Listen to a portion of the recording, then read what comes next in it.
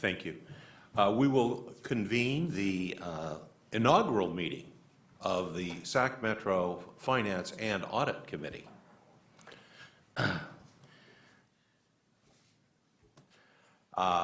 Madam Secretary, do you have any speaker cards? No, we don't. All right. Then let's move ahead. What about the consent agenda? Any questions, comments? Chair, I move the consent item. I'll second.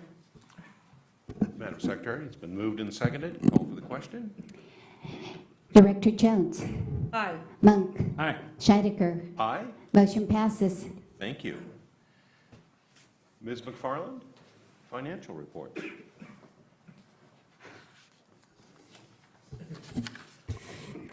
Good evening, Finance Committee. Rhonda McFarland, Chief Financial Officer. I'm here to present the financial report for the year ended June 30th, 2013.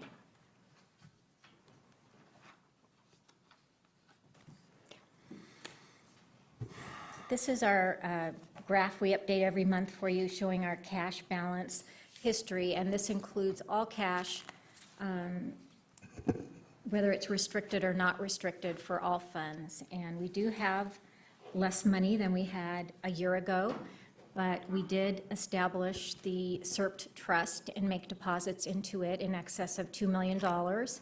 And we also had over $3 million in infrastructure spending.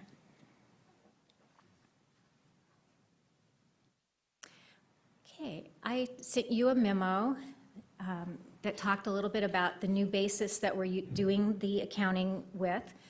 It's a more accurate basis that complies with generally accepted accounting principles. And what we used for this report is the Governmental Modified Accrual Accounting. And it's basically matching the revenues when you earn it and the expenditures when you incur them. So under this method, for revenues, it needs to be both measurable and available. And as far as availability, it's defined as 90 days, and we have talked about that before. So we have $5.6 million that we accrued in the financial statements for amounts that we earned but have not yet collected. It primarily consists of medic fees that are still receivable, as well as our GEMT amounts. We put $2.6 million total in the financial statements for that, and then various other revenues as appropriate. So those were all earned prior to July 1, and we do expect to receive them by September 30th. The expenditures, we had $1.4 million recorded for items that were incurred prior to July 1, but unpaid at June 30th. The largest of which was the overtime that we pay 1 month in arrears for labor. In addition, we had some vendor invoices that came in after our cutoff date for accrual into the county's Compass system. Is there any questions on that? Ready? No? Okay, well, I will say that when we budget based on this modified accrual accounting. So if we can report it this way rather than the cash basis, you're getting a more accurate picture of how we compare to budget. You know, Mr. Chair, I do have one question, and perhaps it's, Dr. the Jones? answer's in here somewhere, I didn't see it. What does modified mean? Okay, if you were doing full accrual accounting, you would accrue anything no matter when you thought you would be receiving it. So the fact that we have this concept in the government sector called measurable and available, the availability is what we determined our policy was 90 days. There are some agencies that do 120 days, but they designate that in their disclosures on their financial statements, and they adhere to it. So for us, we use 90 days, and that's what modifies it, because full accrual, you would accrue anything that you Right. earned, That moment. regardless of when you were receiving it, as long as it was collectible. Well, when you're dealing with the billing and perhaps even receipt of grant funds, that could possibly exceed the 90 days. Right, we did accrue some grant funds as well when we get to that the grant you. reporting. Okay. All right, so I will indicate again that the numbers that you see here include the numbers that we accrued.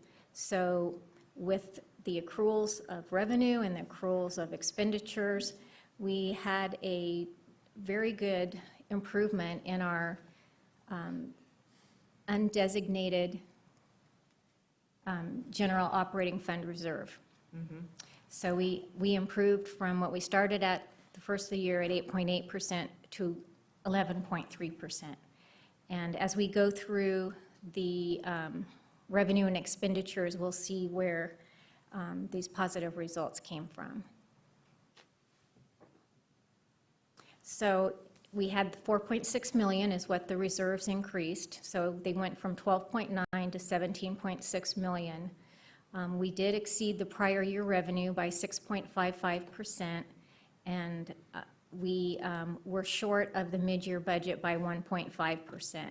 And that was primarily due to budgeting more for inspection fees than what we earned. And accordingly, we adjusted our budget going forward into 2014. We did increase spending over the year, but we did fall 5.4% below the mid-year budget. And all this was done while we were implementing the new single-role paramedic program, because we put a lot of outlay to get that program started, and we had revenue coming in for just March through June. So all the startup costs, but the payoffs was just for a limited number of months. So I think this is even better results when you take that into consideration. Okay, so as I mentioned, we did accrue for medic fees 2.6 million for GEMT. We are showing $27 million total for the other medic fees, and that was a $4.8 million increase, or 21.7% from the prior year. So I believe that's something that the EMS, all the planning that they did, and all the work that they put into the new single-role paramedic program, and the way we bundle and so forth, is a real credit to them. Community risk reduction, although we fell below budget significantly, it was an improvement over the prior year. We had 2.6 million total, and it was up 1.4 million from the year before. We didn't recognize at mid-year that we would fall well below budget, and so we did not make an adjustment at that time, and so we were 53.1% below budget. The property tax revenue, we came in at 104.7 million. It's 2.9 million lower than the prior year, and we were within 0.2% of what we projected. That's amazing. Can I ask you a question on that? When I was reviewing in preparation for the meeting, now, might we still get property tax revenue for the past fiscal year that would be directed to us later, after the cutoff? We do get some property tax revenue after, and if we get it within 90 days, we will put it into the prior year. In fact, that we did get $33,000 in July that pertained to the 12-13 year, so we went ahead and accrued that. I don't have enough visibility to tell you what we would be getting, but the way that we record the property taxes through the county, we are a participant in the teeter method. So what they do is they pay us all the delinquent monies, and they take on the responsibility for collecting it, but they also, what they get out of it is they keep the penalties and the interest. And that's one of the things that I'm hopeful, with some encouragement and a diplomatic letter, maybe I can get them to release earlier, because typically counties release it in the first quarter of the year. Our county released it in the third quarter of the fiscal year. So that's a little frustrating, because it kind of defeats the purpose of what teeter was meant to do. So we'll see if I can open up a dialogue on that.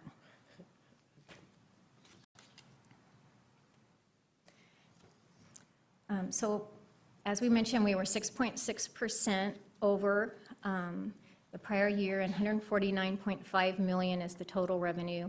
It's 9.2 million higher than the prior year. I'm going to mention a couple other things that impacted our revenue. We were impacted by the successor agencies of redevelopment. They had a lot of one-time distributions. Some of them were came all in at the end of the year, in fact, in July, because there were some disputes as to what they could keep and what they needed to distribute.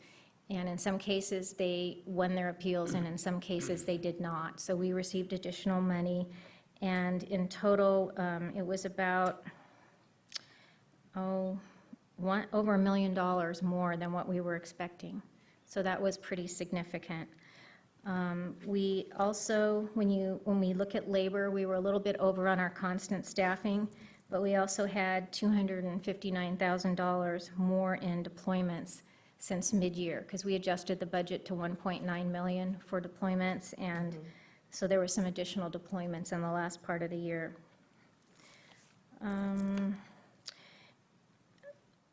We certainly lowered, even though we accrued the GEMT revenue, we did lower it from what we were expecting at mid-year by $1.8 million. So some of these negatives like that, as well as the CRRD, were offset by these positive things that came in unexpectedly. Mr. Chair, a quick question, please. Yes, please, Mr. Is the distributed money that we received as revenue from redevelopment reorganization, is that under other governmental agencies?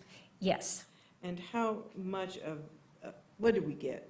Do we get, is this, we have 9.8 million, that's, yeah. There's a number of things in that line item, and I would have to pull my numbers up, but we were looking at them today, and on an ongoing basis, we received 1.5 million, which they call the AB 1290 money. So that is money that will continue, and it has to do with a statutory formula. And so that's what will go into the final budget for future years. Where And does then that we come had a from? lot of one-time money that was in the neighborhood of that, well over $1 million. The Sorry, 1290? ongoing revenue under the governor's proposal and the legislature passed, the disbanding of redevelopment agencies, the tax increment that used to go to our districts in that, and other schools and so on and so forth, was redirected to cities and counties for the purposes of redevelopment projects on an ongoing basis. And that was the challenge that, under the governor's proposal, which he signed, was to disband that and redirect those tax increments back from which they once came. These were monies that originally came to us, but were redirected by the legislature to those purposes. So now we will receive those tax increment dollars, and as the economy improves and property values increase, that tax increment on a go-forward basis will continue and should grow. Also, with the redevelopment projects that had been established in agencies, they had monies that had been accrued in those agencies. And they had the ability to appeal to keep some of those monies for those projects.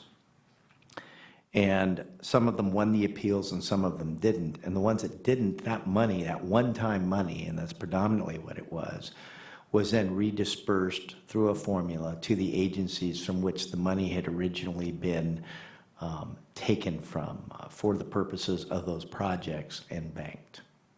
Thank you, Chief. And then how much was our one-time? Well, the total amount we received was 2.8 million, of which 1.5 was ongoing, so that would Okay. leave 1.3 million as one time. All right, thank you. Thank you very much. Okay, looking at our expenditures, our labor costs came in at 127.1 million. It benefited greatly by the concessions from our employees of $10 million. So clearly, without that, we would not have had the positive results that we had.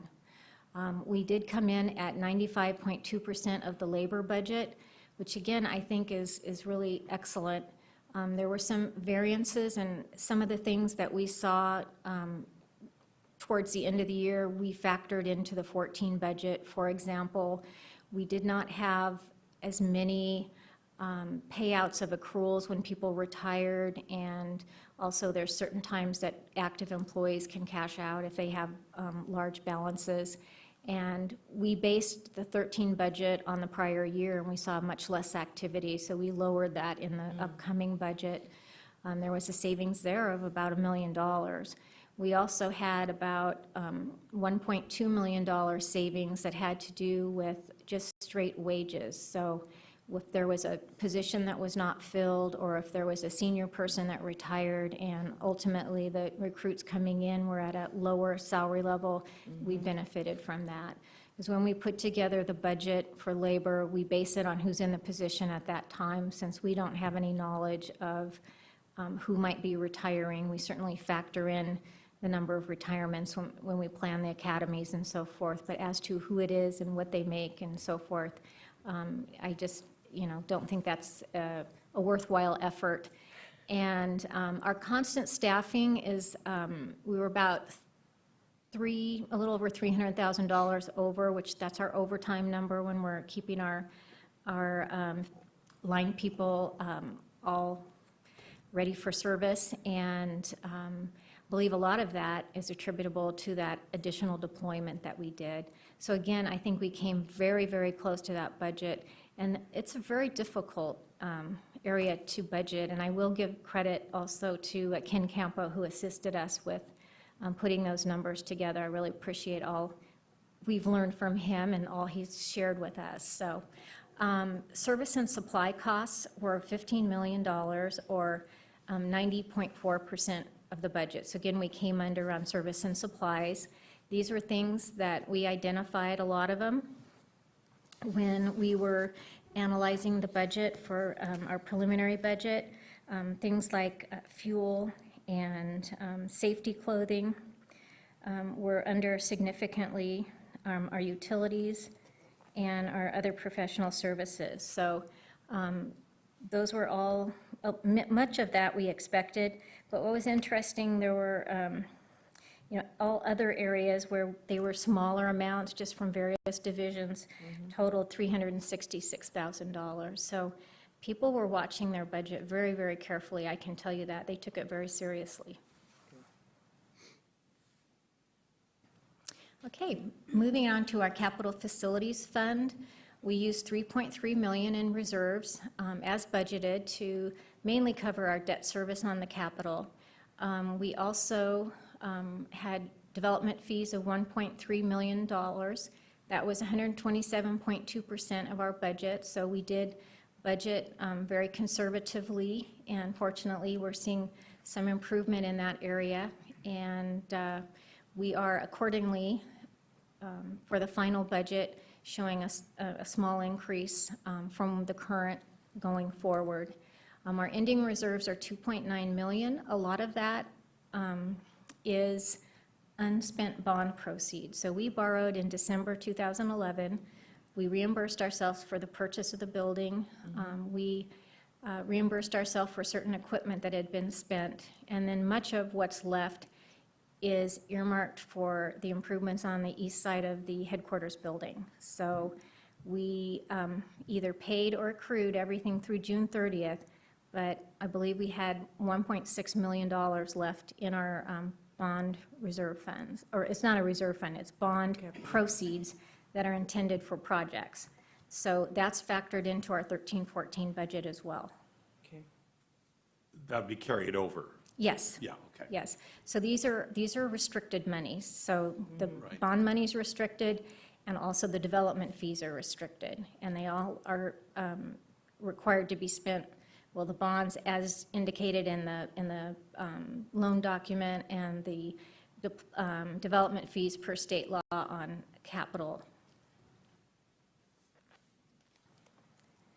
Okay, going into the grant activity, real quickly, $8.3 million was expended in grant activity, and $8.4 million is the balance of awards that are going to be spent in the upcoming year.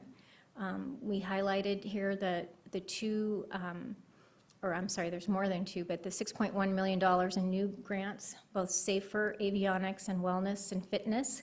And I don't have the information on here, but the last minute grant that the board approved at the last board meeting was fast and furious, but it was spent as well. So when you see the audited financials, you will see that reflected as well. Okay, is there any questions? That's my full report. No, Board? sir? Committee? No, that's it. Thank you very much. You're very Good work. welcome.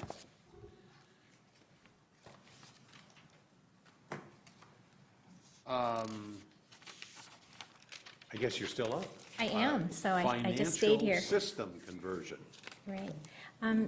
Last summer, the board authorized finance to go forward with a new financial system, and we've been working on planning and execution primarily since the first of the calendar year. The new system called Encode is in the cloud, so to speak, which means that the servers are maintained by the software provider, who's Tyler Technologies, and it relieves our IT staff of a lot of maintenance and extra infrastructure. So it is much like our system that we use now, Eden. Eden that we use right now is also a Tyler Technology product, but it is located on our servers. The software is located on our servers, so the whole infrastructure is quite different. I'll say it's like Eden, but it's improved. And so we did our planning in the spring. The conversion of the data is in process as we speak. We've had a Tyler Technology representative on site. This is the third week. And we have a go-live date of October 28th, 2013, the week of. So a few of the things that we will have that we don't have now is we will have the ability, when we're in our financial system and we see numbers, that we can drill on that number right down to the invoice. So if someone has a question about something, we can look it right up. We do currently scan our invoices, but they're in a separate file, so people have to go out of the system into another area. We also will have a lot more integration of the various modules and automated workflow. And what that means, for example, would be if you are in the process of issuing a purchase order, it would be routed around to the approvers of that purchase order via email, and so that they can all approve it. It's nobody's passing around a piece of paper or having to attach things to emails. So that will be one improvement. And anywhere where there's approvals, we look for the opportunity to do these workflows. We will also have a lot of improvements in the financial reporting. The reports that we prepare for you bi-monthly, much of it is done on spreadsheets, and we'll have the capability within the system to produce financial statements right from the actual system where we keep the general ledger. This will be more time efficient and will also produce less errors. Because whenever you're on a spreadsheet, there's a possibility of a formula somehow getting changed either incorrectly or inadvertently, and your results and your information could be not accurate. So we will have, everything will benefit from being more efficient and quicker. We also are working with the county and their software provider, Highline. They handle all of our payroll, but we also have payroll in our own system. And so there's been a lot of duplication of entries. So we are working on an interface that will go from our system right into the county's Highline system, uploaded into it each month when we do payroll, so there won't be a need to key information in twice. So that was one of the things that when you had Bill Statler out here, he commented that that was not a good use of time, and I couldn't agree more. And so we're addressing that. And then the other area where we will benefit is with that integration, there'll be a lot less journal entries, and those are basically things that accountants do to move, you know, actually physically putting in the system increases here, decreases there. a lot of this stuff will interface, the modules will interface with one another. And when I say modules, it's things like a module might be accounts payable or purchasing or accounts receivable and inventory. Another area that we're working on is including what they call project accounting. So one of the areas where we feel that that will have the best use is for our grant activity. So as Marie works with Larry and they spend money, when they put an account number on something, say, let's see, what would be an example? Say they're buying defibrillators. They can then add on what we call a project code. So on the back, they can list the name of the grant, and then they can run reports based on that project code. So if we have, purchased multiple defibrillators, and some were our own money and some were the grant funded, they would be able to run a report just to see for that. And it'll also help them with their grant reporting, so they can put a structure together to produce automated reports, and again, less spreadsheet work. So it's a big, big effort whenever you change a financial system, and I just wanted you to be aware that this work was going on and that we will benefit greatly from it. I see us being more efficient, providing more accurate information, and as we grow, being able to, for the most part, serve with the existing staff as we gain all these efficiencies. Though I say, and I won't say anything more, but we're attempting to make the best use of the resources that you've given us. So that's all I have to say, unless you have any questions. Questions on that? No, I'm glad to hear that this is a huge efficiency, just in, producing a payroll for hundreds and hundreds of people. I mean, that's huge hourly, staff time that's saved. I had a comment. This is another example of why you should be nominated for CFO of the Year. It is a huge accomplishment for us. One question on it: how will the access to this new financial system be? How far will it go in terms of levels in the department? You've talked about the benefits. Will it be readily available? We are charged based on the number of users, so we tried to identify how many people would need access to it. So for the most part, people that are, not necessarily every single person that has budgeting authority, but we usually set up their key staff person. So say for operations, we have Molly Meyer as one of the users. And so even if you're not in the office, because if you have access to a secure internet, you would have the ability to get onto the system. So that's another area where we benefit from it. So if there was ever a disaster and we couldn't be in our office for some reason, then we could access it from anywhere that we had a secure internet connection. And I assume the capability is there to add access. For example, if you add a new grant program or some other new operation, you could add access along with this, because I think it's a great operational advantage, as you described. Right. Just make sure it's there for the people that need it. Good. Right. Well, as we move along, if there's more people that can benefit from it, we certainly can look at budgeting for more seats, I guess is what they refer to it, or user licenses maybe is the correct term. So. Very good. Thank you. Thank you. Guess that's it. Yes, sir. Okay. Next up on the agenda, we have legal bills. All right, and Mr. Chair, I move approval. I've got some questions on the legal bills. If you wanted to approve now, we can discuss it later, or your wishes. I think we probably ought to discuss the questions that you have before we move. In reviewing the legal bills, I had a number of questions on the things. For the public that's listening out there, the legal bills come to the Finance Committee for approval.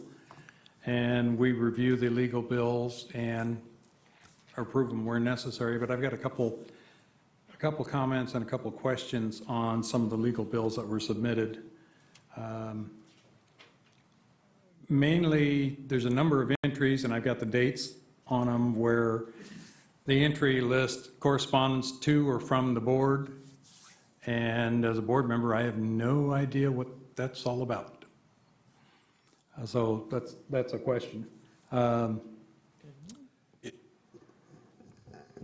Chief, I would imagine, unless you, and I'd be happy to address these offline, and if I'd had more time and had known ahead of time, I certainly would have researched them in depth. But correspondence with the board a lot of times has to do with dealing, I think, with the clerk in regards to legal questions that I may have on what we're going to post and those types of things. And I imagine other issues like that, but I would have to be directed exactly to what that is. would it be prudent to have Director Monk pose his questions perhaps Yeah, if he offline? could, it would be great. If he could give me a written list of questions that he has, I would absolutely be happy to get back to the next committee meeting and answer those in depth. I can do that. I think part of that would be a learning experience for Yeah. this committee too, in terms of understanding the flow and the process. And it's part of transparency and everything too. If we're charged with approving the legal bills, I'd certainly like to know what, at least the basics of what they're dealing with, rather than just a blanket. Okay, so then we'll note that it was agreed that we'll go ahead and ask you to direct your specific questions to Chief Wells. Would that be appropriate? Yeah, why don't you go ahead and submit the direct questions through myself, and I'll Okay. get them to the proper people to go ahead and get the answers to that. Right. Thank you. And then at the next committee meeting, we'll go ahead and review those questions and answers. So we have a motion.